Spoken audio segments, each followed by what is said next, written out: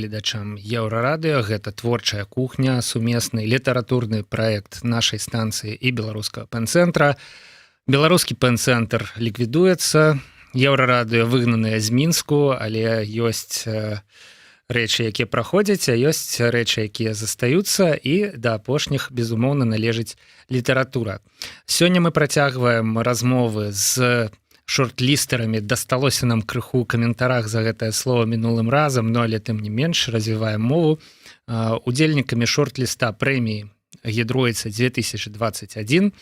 І сёння размова ў нас пойдзе пра гістарычную прозу, пра прозу вельмі розную, з абсалютна рознымі падыходамі, нон-фікшн і мастацкую. Нашымі гасцямі стануць гісторык, пісьменнік і журналіст Сергей Абламейка, а таксама пісьменніца Таня Скарынкіна. Таня ўжо з намі на сувязі. Прывітанне. Прывітанне. Ну, пакуль Сергея з намі няма, ён далучыцца праз некалькі хвілінаў. Таня, мушу запытацца, ці ўвогуле вось вы з гістарычнай прозай, няхай сабе мастацкай гістарычнай прозай, адчуваеце сябе ў Беларусі камфортна і ў бяспецы? Бо пра гісторыю, пісанне, перапісванне, пераасэнсаванне апошнім часам вельмі шмат кажа прапаганда, і нават такая бяскрыўдная рэч, як маленькія гісторыі райцэнтра Смаргонь, яны могуць трыгернуць каго-небудзь. У Сергея там все яшчэ горш, у яго ў назве кнігі ёсць палітычнае нараджэнне Беларусі, да? Яму я адразу таксама адрасую гэтае пытанне. Ну, а вось што вы думаеце з гэтай нагоды? Пісьменнік у Беларусі ў бяспецы? Вы самі ведаеце адказ на сваё пытанне. Ну, калі шчыра. Можна і так сказаць, калі так вот жывеш і пішаш, збіраеш гісторыі, то падаецца, што як быццам ты в норке. Таня, а вы вот у Мінску ці у Смаргоні? Ну, таксама задам пытанне, якое мяне цікавіць як бы звонку, да, гэтай усёй гісторыі. І калі ўсё ж такі ў Мінску, да, ці ў іншым буйным горадзе, да, то якось працавалася над гэтай кнігай «Райцэнтр», у якой сабраныя гісторыі маленькага гарадка, мястэчка? Гэта не пісалася як кніга, знаеце. Гэта было просто... Я пісала для, можна сказаць, для сябе. Я збірала як у калекцыю гэтай гісторыі пра людзей, якія мне цікавыя. І не думала, што будзе кніга. Просто збірала і назбірала ўсе райцэнтры. Слухайце, мне здаецца, што это нешта ідэальнае. Зрабіць кнігу просто з таго, што ёсць, што назіраецца. Гэта калекцыя.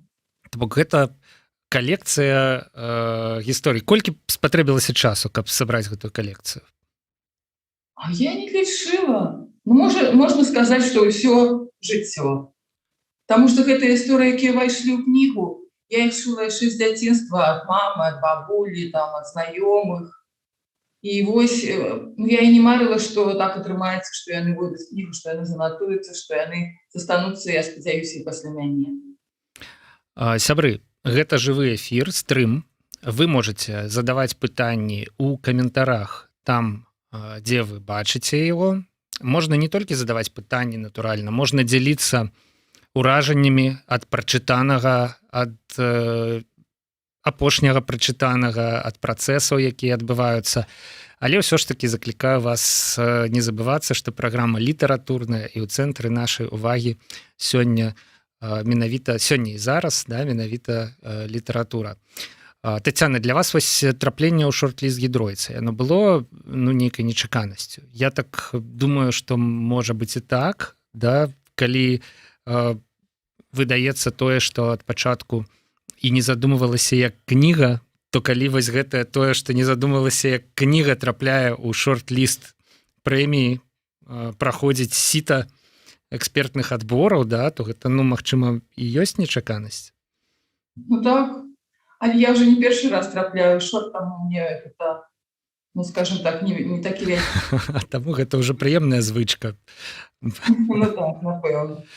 з маёй мінулай суразмоўцай Евай Віжнавец мы абмяркоўвалі вось все ж таки мужчынскасць, маскуліннасць беларускіх літаратурных прэмій. Ну і калі ўжо ў шорт-лісты трапляюць прадстаўнікі розных гендераў, то пераможцамі звычайна робяцца мужчыны. Што вы з гэтай нагоды думаеце? Ёсць нейкае вось адчуванне несправядлівасці? Ці вы проста не сачылі за тым, хто там што? Ну, я, калі па правдзе сказаць, я думаю, што все ж таки добрыя кнігі трапляюць і ў шорты, і становяцца лаўрэатамі. Я не адрозніваю, калі насамрэч. Калі атрымае жанчына, я самосці думаю, што гэта будзе дзела света того, то я буду вельмі рада. Дарэчы, яна пажадала атрымаць прэмію вам. І дзякуй. Да, тут як бы атрымаўся... Я глядзела яе эфір толькі не спачатку, таму гэта менавіта нічого пра тое, што она... Такі камплімент. Не знаёмая з ёй, але яна мне вельмі падабаецца, і я жадаю ёй поспеху. Вось гэтыя гісторыі, якія збіраліся шмат гадоў, іх же трэба, відаць, было неяк прычасаць. Ну і яшчэ адно такое ў звязку пытанне. Калі вы зразумелі, што ўсё ж такі атрымліваецца кніга, да, на якім этапе? Што было вось гэтым пераломным момантам? Да? Калі было 100 гісторый, там, напрыклад, не ведаю, сабрана, ці нейкі іншы? А вы ведаеце, што яно неяк само зрабілася так, я нават не скажу, калі гэта калекцыя стала кнігай. Ну, гэта быў доўгі працэс, так вось адразу не кніга, а потым бац, кніга, такога не было. Нейкі час. Але для мяне гэта не так істотна. Ну, для мяне было важна не я, як аўтар гэтых гісторый, а самі гісторыі, што яны увайшлі пад адну вокладку, і такую прыгожую, яна мне вельмі падабаецца. Ну, на ёй вялікімі літарамі, калі... На ёй вялікімі літарамі. Слова «рай». Да. Рай. Гэта не адразу назва прыдумалася, але яна мне падабаецца. Ну, і шмат каму, я так кажу. Пашытаў, хто ведае.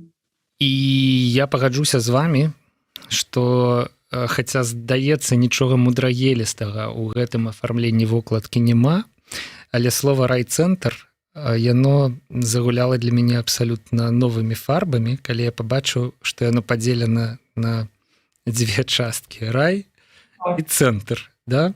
То бок... Гэта нечакана прыйшло мне ў галаву, і я сама не заўважала, што яно такое глыбокае. Гэта не нейкая там правінцыя вам, сябры, як мы прызвычаіліся ўспрымаць, да? Як у прынцыпе гэта, ну, і часам ёсць, але гэта рай, цэнтр. Цэнтр, па-першае, па-другое, рай. Вось, у прынцыпе, з чаго пачынае знаёмства з кнігай той чалавек, які не трымае яе ў руках, да, а ну, вось чытае нейкія анатацыі ў інтэрнэце. Гэта з таго, што гэтыя тэксты спроба ўратаваць знакі часу ад знікнення ў хаосе сучаснасці. Это з прадмовы, якую напісаў Альгерд Бахарэвіч. Гэта сапраўды так? Ну, ці гэта ўсё ж такі спадар Бахарэвіч дазволіў сабе нейкі залішні драматызм? Вось ёсць хаос сучаснасці, які знішчае нейкую мікрафлору беларускага райцэнтра сёння?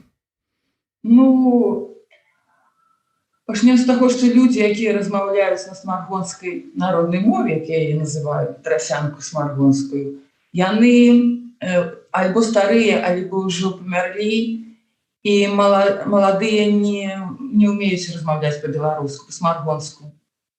Як я памятаю, размаўляла бабулік, яшчэ ўмее размаўляць моя мама, напрыклад, цёці. І я хачу захаваць яе. Таму што носьбітаў усё менш і менш з кожным годам. Так што Альгерд мае рацыю, так казаць. Бок смаргонская мова, так? Так, смаргонская мова. А што яна з сябе ўяўляе? Якія ў ёй ёсць адметныя рысы? Я разумею, што самае простае гэта, канешне, набыць кнігу і пачытаць, ну але... Ну, гэта такая мешаніна слоў, ну, польскіх, габрэйскіх, нямецкіх, нейкіх нават неалагізмаў, таму што мама можа сказаць такое слово, якое яна нават не можа перакласці. але ў кантэксце заўсёды ж зразумела, што яна мае на ўвазе. Гэта такія вось словы адметныя. Ну, я магла прыклады прывесці, але лепш вы пачытайце, вы заўважыце і бачыце іх самі. Ну, вось Будзе цікавей.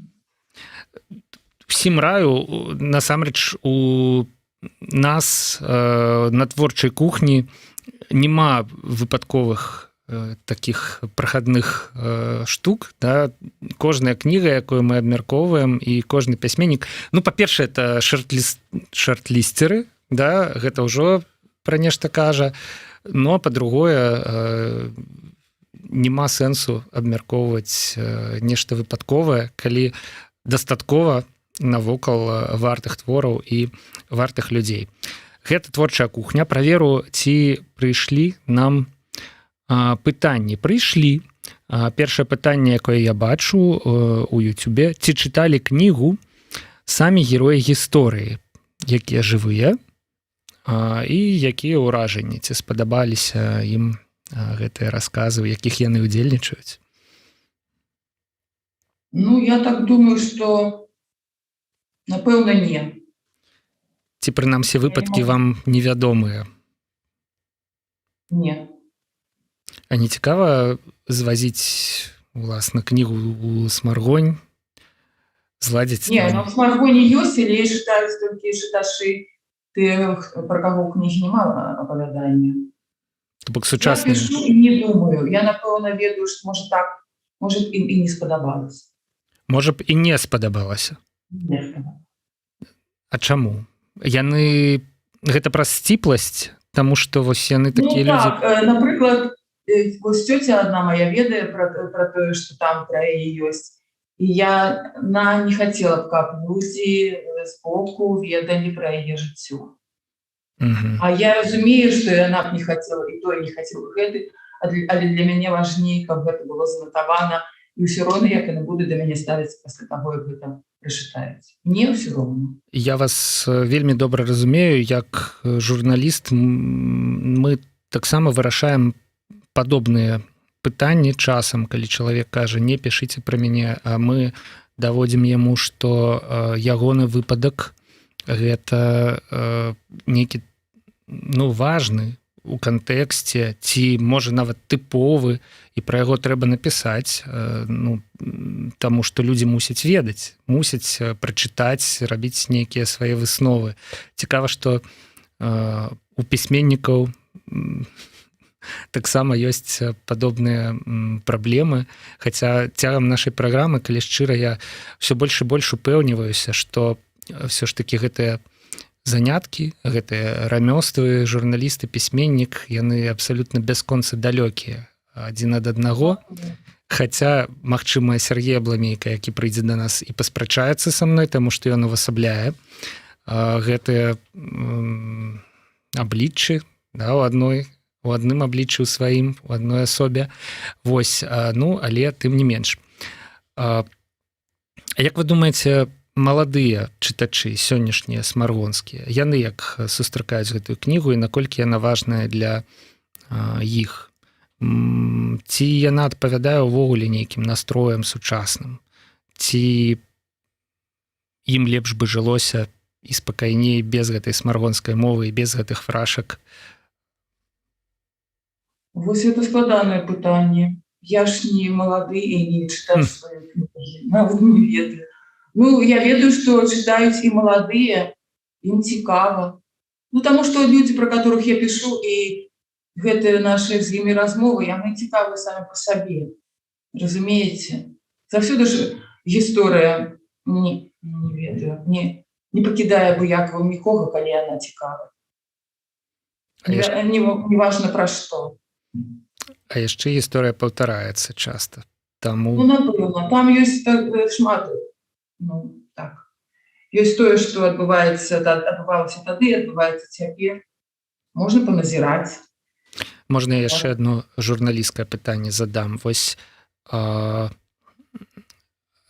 вы кажаце, што, магчыма, нехта нават не хацеў бы там бачыць сябе, а вы змянялі імёны, ну, вось, ці клапаціліся вы пра у нас гэта была бяспека герояў і магчыма нават юрыдычныя наступствы для аўтара, да, тому что калі імя змененае, то паспрабуй дакажы, што гэта гісторыя пра цябе, як бы, да, не падкапаешся. Так, так. Ну, я змяняла, калі былі, ну, занадта інтымныя, можа, якія там аповеды, але некаторыя пакідала, альбо толькі літары. Ну, я не ведаю, я думала пра гэта, але не паспела так нармальна пазмяняць, кніга выйшла, уже што ёсць, то ёсць, цяпер нічога не зробіш. То бок гэта самы загадкавы варыянт. Фактычна некаторыя імёны змененыя, а некаторыя не, і мы можам самі здагадвацца, да, чытачы, гэта сапраўднае імя ці гэта... Ну, яны, калі зменены, то вельмі падобныя на натуральныя, так што можна.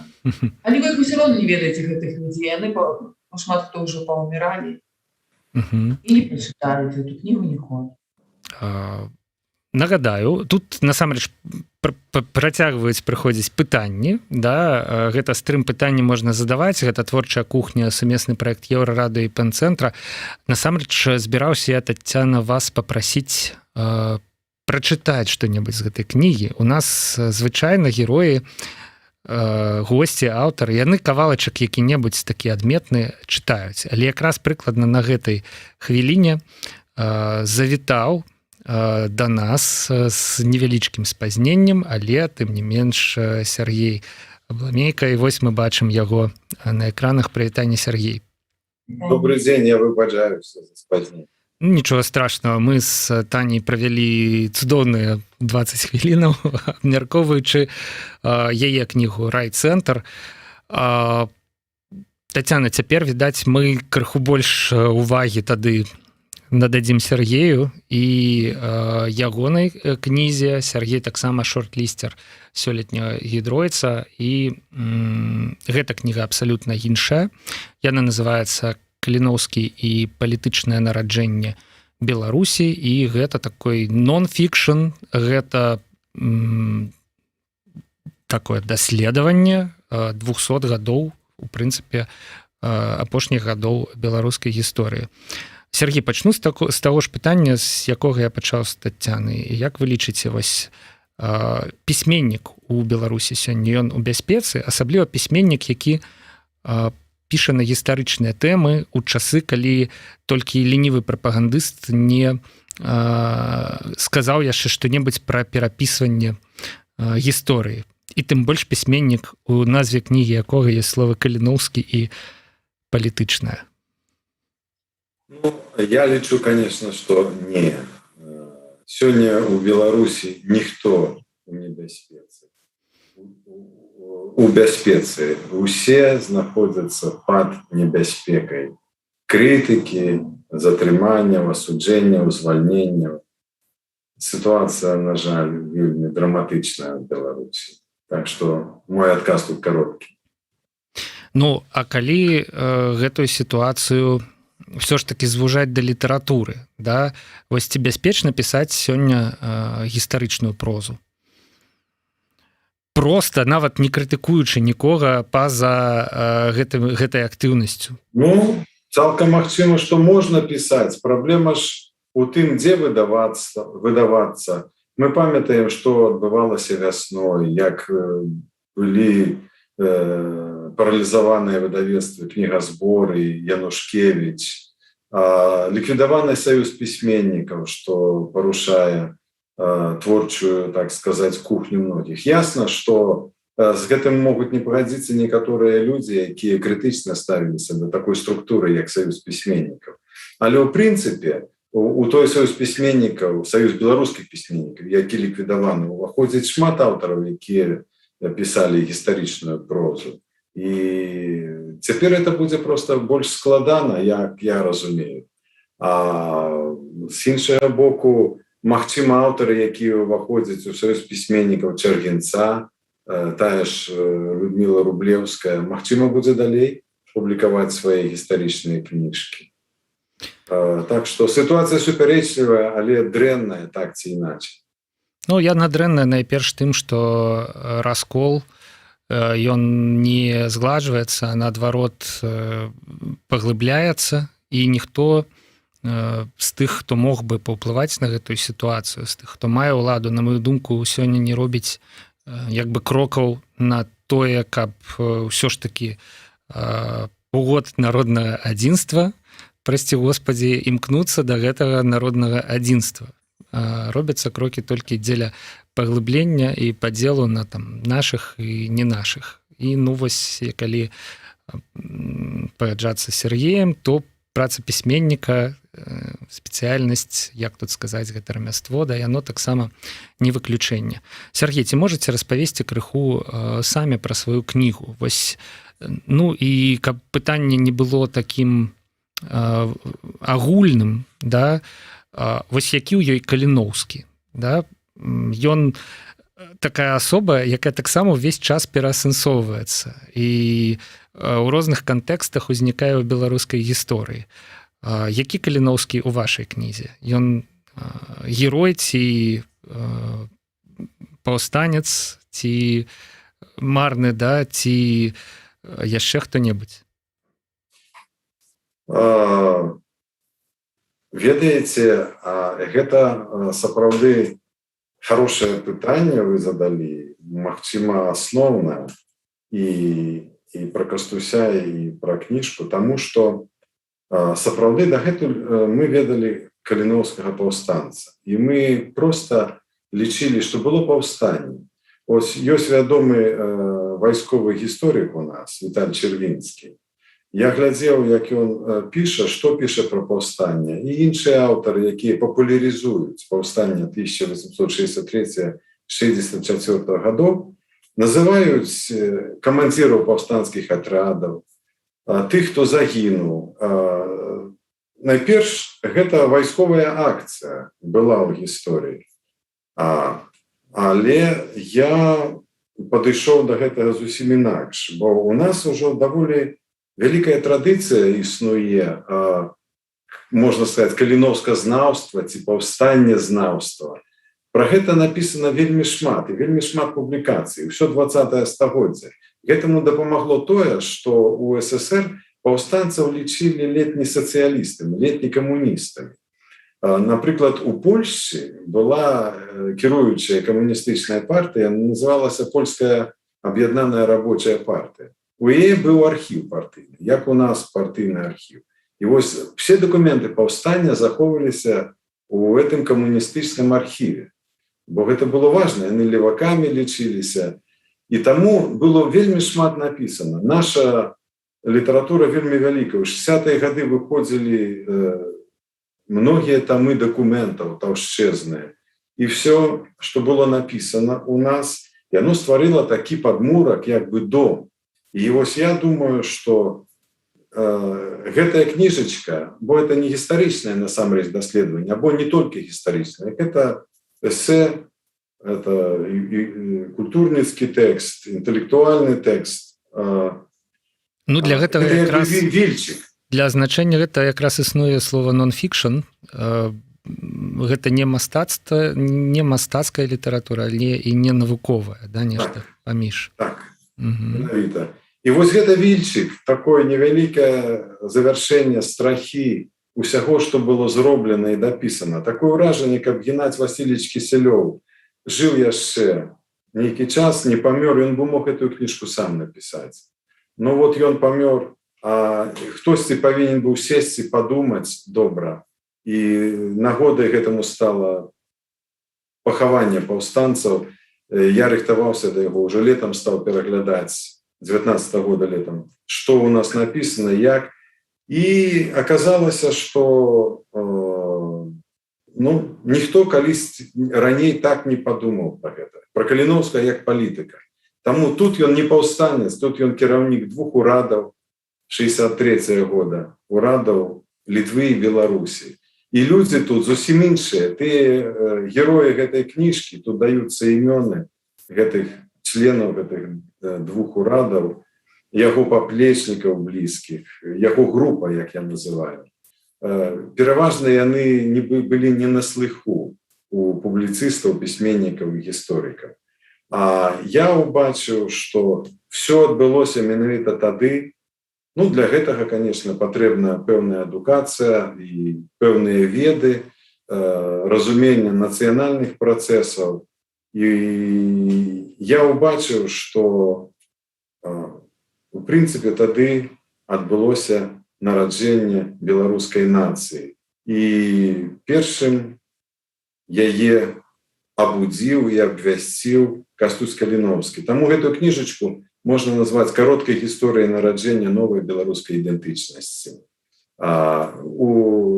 І, конечно, яна нараджалася у інтэлектуальных спрэчках у маёй галаве з западнарусамі, з ліцвінамі, з усімі, хто стараецца інакш трактаваць гісторыю Беларусі.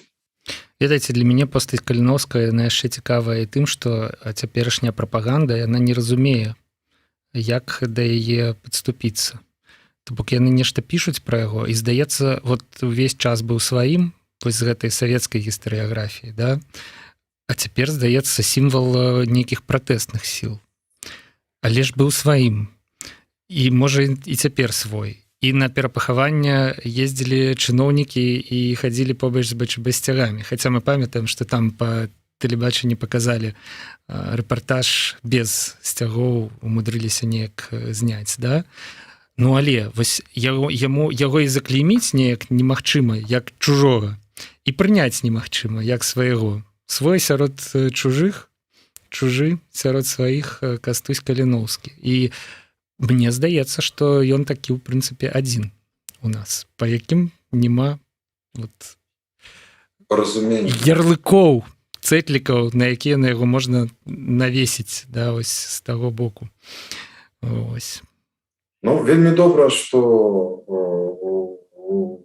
у тым, што вы сказалі, прагучала слова прапаганда. Бо, на жаль, ідэалізаванае 20-е стагоддзя і працяг барацьбы вакол Беларусі,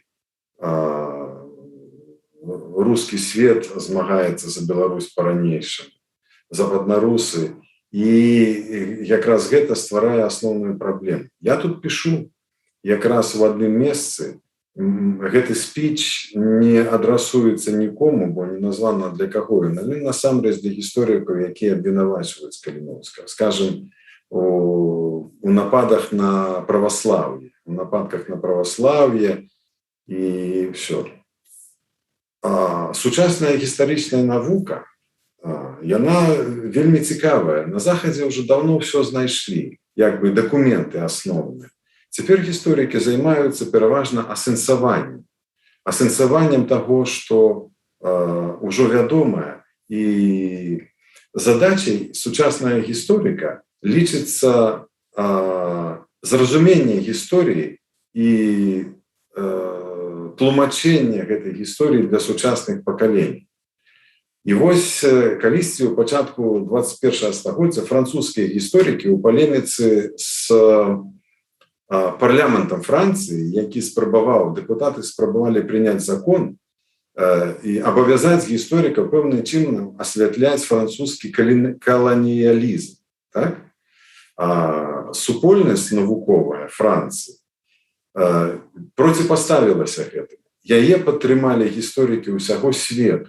І тады быў сфармуляваны асноўны прынцып сапраўднай гістарычнай навукі. Гісторыкі не маюць права трактаваць мінулае з пункту гледжання сучасных прыярытэтаў і не маюць права пераносіць у мінулае актуальныя ідэалагічныя схемы. Гэта якраз тое, што адбываецца вакол Каліноўскага ўсё 20-е стагоддзя і зараз, і тое, што адбываецца цяпер, усе нападкі. З аднаго боку, людзі не ведаюць гісторыі. Добра. Я недавно размаўляў з адным чалавекам, якому 75 гадоў, які яры перакананы ліцвін. Ліцвін. Ніякіх беларусаў няма, все это лухта. Ты літовец, і я літовец. Ну, я таксама ведаю іх. Але ён не ведае, што Кастусь сваёй рукой пісаў. Мы хочам школы літоўскія і школы беларускія. Ён пісаў, каб школы былі, дзе выкладаецца па-польску, па-беларуску, па-літоўску, па-украінску. Ужо пасля яго смерці праз тыдзень яго калегі таксама пра гэта пісалі. Людзі реально пра гэта не ведаюць. Дык вось, людзі не ведаюць, што праваслаўныя шляхціцы таксама бралі ўдзел у паўстанні, як і католікі.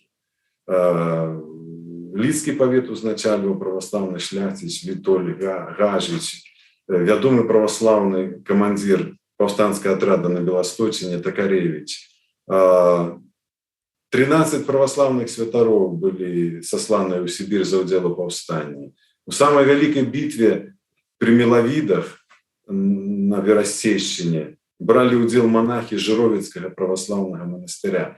Это все неправда. А нам рассказывают, что ён быў супраць праваславия, что это были католики. Так ён быў за унію. Але зразумейце, что тады это было актуальна, бо унія была только 20 гадоў скасаваная. Сёння навязывать праваславную унію, якія ўжо 170 гадоў праваславия. Это одна история и одна песня.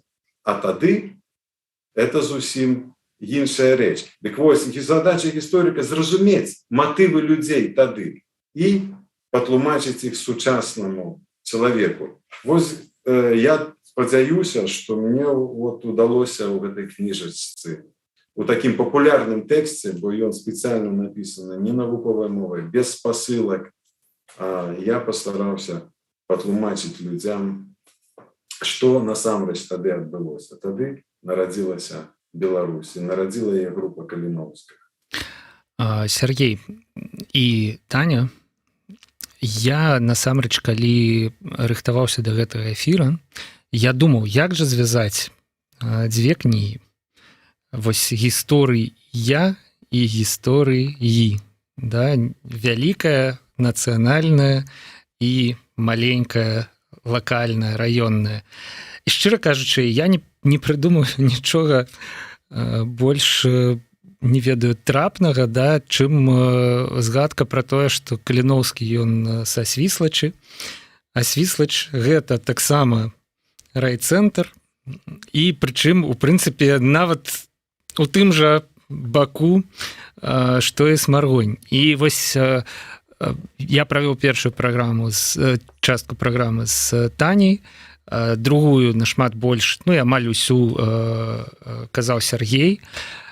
І мне ўсё менш падабаецца ідэя, карацей, аб'яднаць такіх розных пісьменнікаў і такія розныя кнігі у адной праграме, бо я слухаў пра райцэнтр, слухаў пра Каліноўскага і агульнага не знайшоў амаль нічога. У прынцыпе, з іншага боку, гэта і крута. Мы проста і пра вялікае, і пра малое паразмаўлялі у гэтай творчай кухні, да? І пра ўзровень такі нацыянальны, і пра ўзровень лакальны. Адзінае, што вось за што зачапілася мая, гэта школы па-літоўску, па-беларуску, і хацелася працягнуць і па-смаргонску. Да, вось абмяркоўвалі мы гэтую смаргонскую мову. Спыніліся мы з Таняй на тым, што ў нас звычайна літаратары што-небудзь чытаюць. Таня, можна вось вярнуцца да вас і папрасіць, калі у вас ёсць перад вачыма кніга. Зараз я пашукаю кампутары. Можа быць, тады, пакуль вы будзеце шукаць, тады Сергей, таму што ў яго-то кніга дакладна ў руках, да? Можа, ёсць там нейкі кавалачак невялікі, да? А можа і вялікі, часу у нас, у прынцыпе, YouTube гумовы, да? І Facebook. Вось, час у нас ёсць. Нешта такое, як кажуць у райцэнтрах, цэнтравое, натхняльнае, што можна прачытаць проста тут і цяпер. Ну, все ж трэба было б ведаць колькі, 1,5 хвіліны ці 3,5 хвіліны. Ну, давайте 1,5 ці 3,5. Вось ніжні і верхні, ніжнюю і верхнюю мяжу. Але калі вы вырвецеся за гэтай рамкі, то гэта таксама будзе абсалютна прымальна. Пакуль Сергей таксама думае, я пачытаю каментары, таму што ёсць тут нават не пытанні ў каментарах, а, уласна, каментары. Прывітанне Тацяне і Сергею са Смаргоні. Мы маладыя чытачы, любім і ганарымся Тацянай. Гэта з першай часткі праграмы. Добрый вечар, прачытала райцэнтр. Дзякуй, спадабалася, цікава і лёгка чытаецца. Ёсць рэпліка ад Ольгі Бабковай. Не памятаю, ці казалі мы пра гэта, але мяне цешыць, што Смаргонь — гэта месца Кульбака і тваё, ну, то бок Тані Скарынкінай у яе ўяўленні Ольгі Бабковай. Ці адчуваеш ты? Цікава, што прысутнасць Геннадзя Кісялёва, даследчыка, гісторыка, які шмат прац прысвяціў паўстанню, і Кастусю Каліноўскаму, мне здаецца, Сергей Абламейка адчувае, да? Вось што наконт Кульбака, Тацяна? На моих полицах книжки Геннадия Васильевича. За спиной просто, Конечно. так? Недзе там. Так, Мгм. можно поглядеть.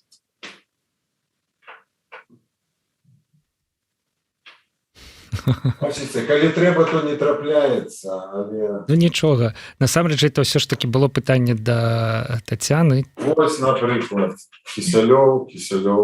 Ёсць. Ад Чачота до Богушевича разыскивается классик. Ад класікаў нікуды не дзенешся. Куча. І это добра. Так. Тацяна, Я адчуваеце? прочитаю маленький кавалок. Чакайце, Я хотел- Сергей, чакайце. Тут жа было пытанне да Тацяны, ці ёсць прысутнасць Кульбака, да? Вось, ну не буду уже адказваць замест вас на гэтае пытанне. Я скажу, што я не так давно і сама пра яго даведалася, але цяпер лічу, што трэба ўсім данесці яго імя, і паўсюль хаджу і расказваю пра Кульбака, пра яго у нас, на жаль, ніхто не ведае. Кульбак, правильно, так? Не Кульбак. Ну, на жаль, Ну, тут я так думаю, што я кажу Кульбак, але я не ведаю, як правильно. трэба Мне паглядзець падаецца, што Кульбак. у Вікіпедыі. Кульбак. Кульбак. Ну так. І вось я пра Кульбака ўсім, што магу, расказваю.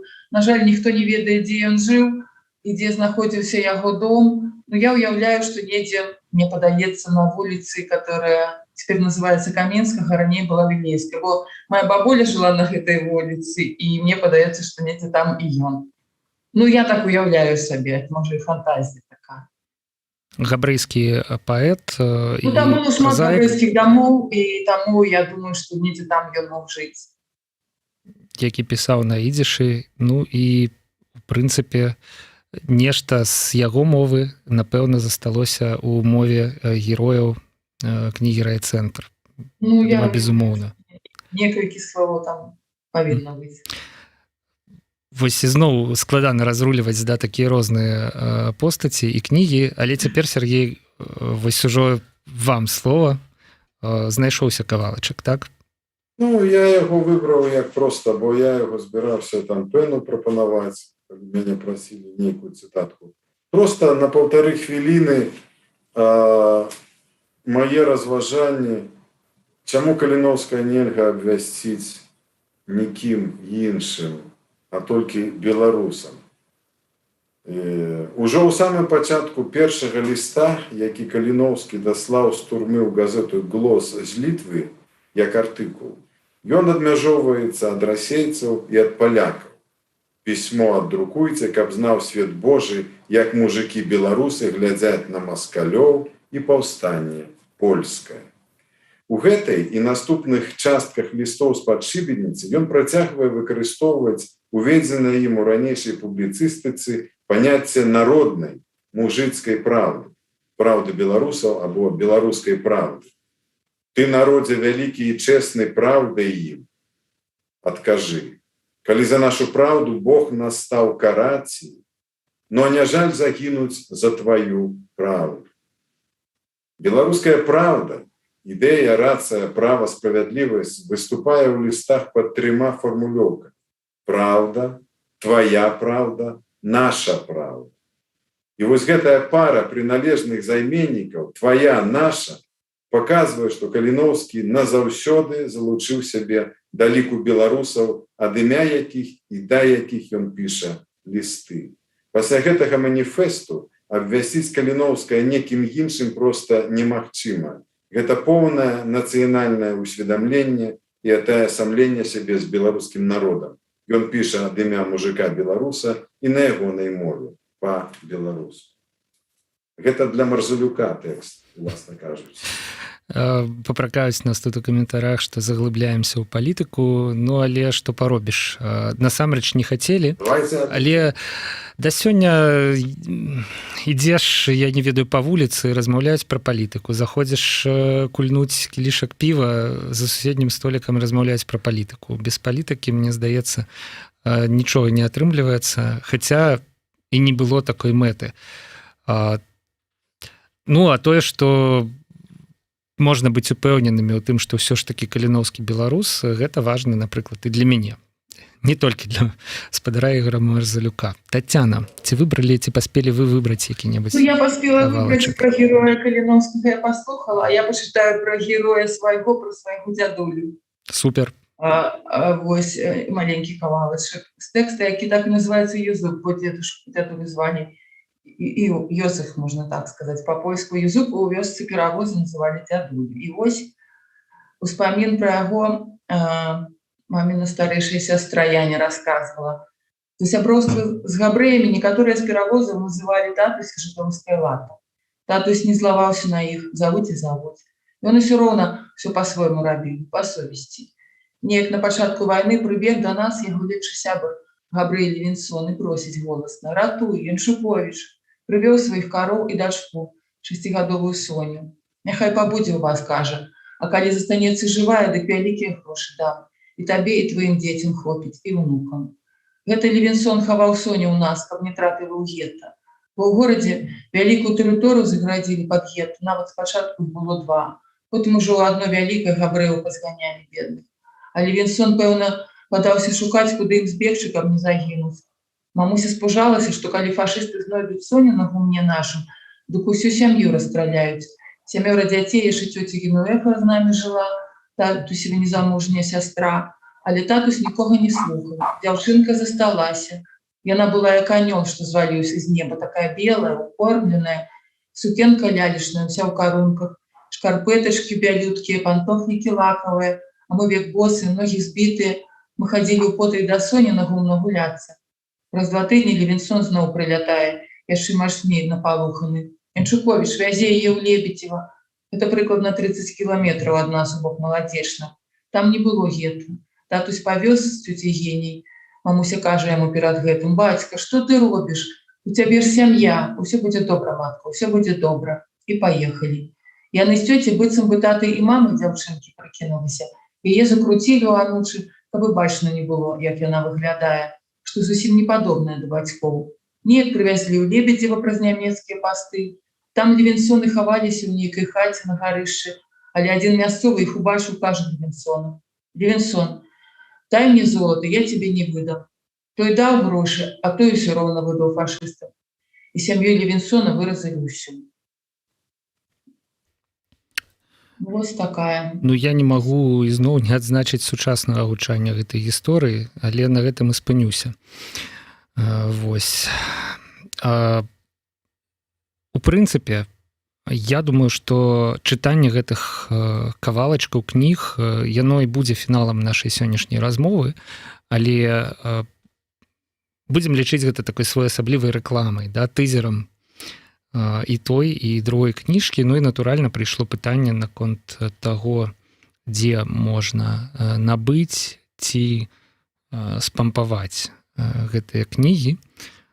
Што можна адказаць? Ну, я так думаю, што можна ж, правільна. Мне здаецца, што з кнігай Тані прасцей неяк, з кнігай Сергея, відаць, складаней, але як чытачам атрымаць поўныя тэксты? Таня, можа, вы пачнеце? Яна прадаецца ў Акадэмкнізе і ў Романа Цымберава. Торговый центр называецца Купалаўскі. Это ўваход у метро на Кастрычніцкай. У Мінску. Да, ну, так. Там это, але там я у Фейсбуку заўсёды пишу, где можна яе заказаць, каб даслалі, так што заходзіць на мою старонку. У прынцыпе, вам, шаноўныя чытачы, слухачы і гледачы, на старонку Тані Скарынкінай у Фейсбуку, там ёсць інструкцыя, і, ну, калі цікава, а мне насамрэч цяпер цікава, я вось не ведаю, ці даставіць у Варшаву кнігу, але спадзяюся, што так. Я думаю, что можно. Але ў любым выпадку можна папрасіць каго-небудзь сяброў прывесці. Сергей, што з вашым тэкстам? Вось як прыдбаць гэтую кніжачку, ці дзе прачытаць і спампаваць? Два папяровыя наклады ўжо разышліся, але яна ёсць на сайце Радыё Свабода, бо яе выдавала Радыё Свабода. Ёсць PDF-версія, але сайт Радыё Свабода ў Беларусі цяпер заблакаваны. То бок шлях да... Так што, але там ёсць люстэркавыя сайты. Мне цяжка, я не гатовы быў зараз. Калі ў нас тут ёсць чат, я мог бы проста сюды кінуць лінк ці спасылку. Магу ў сябе ў Фейсбуку зараз публікаваць лінк на ўсю бібліятэку Свабоды ў фармаце PDF, там можна взяць, спакойна спампаваць. Калі у вас лінк просто под рукой, вы можете кінуць яго ў зум-чат размовы, і наш гукарэжысёр абяцае просто паказаць гэты лінк на экране, хаця насамрэч толку ад таго, што мы пакажам лінк на экране, мне здаецца, ніякага, ніхто не будзе перанабіраць. Ёсць толк, паказваюць мне, але хочу сказаць, што да, сітуацыя такая, што да PDF-а шлях ідзе праз VPN. Да, то бок беларусы вывучаць за гэты увесь сезон вельмі шмат розных словаў з 3 літар. Сябры, у прынцыпе, і Таня і Сергей, як мы высветлілі за апошнія хвіліны, карыстаюцца Фейсбукам, таму калі у вас ёсць пытанні, ёсць прапановы, калі вы не ведаеце, дзе набыць кніжкі, пра якія вы сёння пачулі, ёсць з гэтым нейкія праблемы, вы можете да іх звяртацца, і все будзе, будуць вам прынамсі кніжкі. Вось, і мы будзем паціху скончваць на гэтым нашу сённяшнюю творчую кухню. Спадзяюся, што неўзабаве пабачым такі спасылку. Вось. Я ўжо кінуў яе, я то бачу. Да, тэхналогіі яны не прыходзяць адразу. А вось я бачу, што я на экране застыў. Вось, все складана. Сябры, але тым не менш, гэта была творчая кухня. Вось QR-код, глядзіце, у нас з'явіўся QR-код гэтай спасылкі, да? То бок ёсць і сама спасылка, і калі вы навядзеце тэлефон, напрыклад, калі у вас прылада больш сучасная, вы просто можете фотопрыладай, да, навесці на гэты QR-код, і ён пяройдзе. Но калі больш старая, то трэба спампаваць што-небудзь накшталт QR-дроіда ці іншай праграмы, якая счытвае QR-коды, і вы трапіце на PDF з кнігай без Кастуся, але Каліноўскі і палітычнае нараджэнне Беларусі, якую мы абмяркоўвалі сёння другой па чарзе, ну а першай мы абмяркоўвалі райцэнтр Тані Скарынкінай, за што і таксама вялікі дзякуй. І вам, Сергій, дзякуй таксама. Развітваюся з вами, развітваюся са слухачамі і гледачамі. Да пабачэння. Да пабачэння, Таня, да пабачэння, Сергій. Всего доброго. Ну, на творчай кухні мы, я думаю, што сустрэнемся праз тыдзень. Я ўжо не ведаю, вось гэты парны фармат працягнем мы ці не, трэба падумаць. Ну, але, безумоўна, будуць людзі з шорт-ліста сёлетняй прэміі Гідройца, і будзе аповед пра іх кнігі, размова пра іх кнігі. На гэтым развітваюся. Павел Свярдлоў працаваў пры мікрафоне. Пабачымся і пачуемся на Еўрарадыё.